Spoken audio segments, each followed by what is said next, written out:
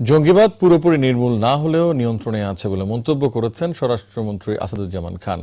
সচিবালয় আইন শৃঙ্খলা নিয়ন্ত্রণে আন্তঃমন্ত্রণালয় সভা শেষে সাংবাদিকদের তিনি বলেন, এই মুহূর্তে দেশে নাশকতার কোনো শঙ্কা নেই।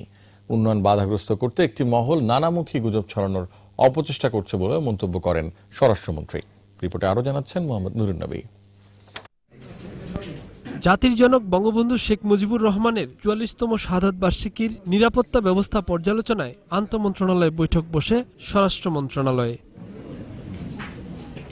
বৈঠকে ১৫ই আগস্ট জাতীয় শোক দিবস এবং ঈদ উল আজহায় সারা দেশে নিচ্ছিদ্র নিরাপত্তা নিশ্চিত করার সিদ্ধান্ত হয়। জাতীয় শোক দিবসে সরকারি বেসরকারি সহ সকল স্বায়ত্তশাসিত প্রতিষ্ঠানে জাতীয় পতাকা অর্ধনির্মিত থাকবে।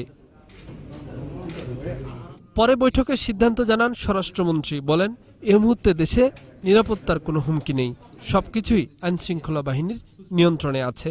আমাদের কাছে গোয়েন্দার রিপোর্ট অনুযায়ী এখনো উদ্বেগের কোনো কারণ নেই। আমরা এই জঙ্গিদের একদম মূল উৎপাটন করতে পারিনি, আমরা তাদেরকে কন্ট্রোলে রেখেছি। দেশের স্বার্থের বিরুদ্ধে দেশকে অস্থিতিশীল পরিস্থিতির সৃষ্টি করবে, এগুলো আমরা করতে দেব না।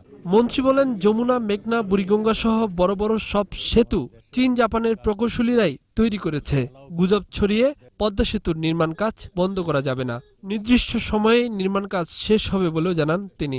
সেইখানে তো কোনো কেউ রক্ত লাগবে এই ধরনের কিছু আসেনি। তবে কেন ওই পদ্মা সেতুর ব্যাপারে এখানেই প্রশ্ন আসে, যারা পদ্মা সেতু হোক এটা চাননি, তারা এই সমস্ত গুজব সৃষ্টি করে একটা অস্থিতিশীল পরিস্থিতি করতে চাচ্ছেন।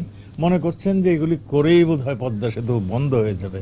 পদ্মা সেতু হচ্ছে, পদ্মা সেতুর শিডিউল অনুযায়ী পদ্মা সেতু ওপেনিং হবে। বন্যায় ক্ষতি হওয়া মহাসড়ক ও রেলপথ ঈদের আগেই মেরামত করতে সংশ্লিষ্টদের অনুরোধ জানানোর পাশাপাশি নৌপথে বাড়তি চাপ মোকাবেলায় যথেষ্ট প্রস্তুতি রাখা হয়েছে বলে জানান স্বরাষ্ট্রমন্ত্রী। সেগুলো যত তাড়াতাড়ি সম্ভব বন্যার পরে পরে রিপেয়ার করা যায় কিনা সেই জন্য আমরা প্রচেষ্টা নেব। মোহাম্মদ নুরুন নবী, ২১ টেলিভিশন, ঢাকা।